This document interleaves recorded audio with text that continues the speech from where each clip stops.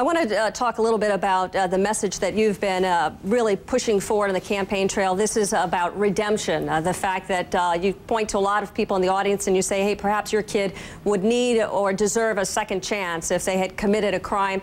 You've gotten a lot of heat for commutations, pardons as governor, more than 1,000 or so. Do you feel that your predecessors have been too lenient? If you become president, can you see yourself using that ultimate pardon power more broadly? I wouldn't use it more broadly. I'd use it responsibly. And the point that I would make is that you shouldn't make those decisions based on what's good for your own political future. Quite frankly, Suzanne, if you really want to do something that never hurts your politics, never, ever, ever give a commutation. Nobody ever gets in trouble. No one ever loses a vote for saying no to every one of them. So it's always risky to grant one. But if that power is granted by the Constitution, it must be granted for a reason so that you actually take the time to read through each request.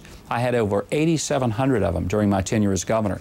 The opponent of mine, who complains most, only had 100 in his entire career as a governor.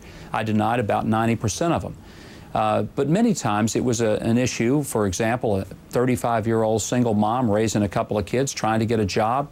When she was 18, she wrote a hot check. She never served a day in jail. Never once, had anything other than maybe a probated sentence, but it's still on her record. Because of that, she can't get a job. Now, what I ask sometimes an audience, with that case in front of you, what would you do? And obviously that was your answer, that you would pardon.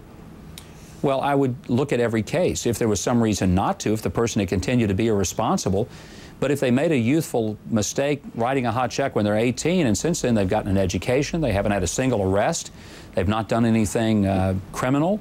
In fact, they've tried to be as responsible as they can, and now they're trying to better themselves with a job or getting to get an advanced education.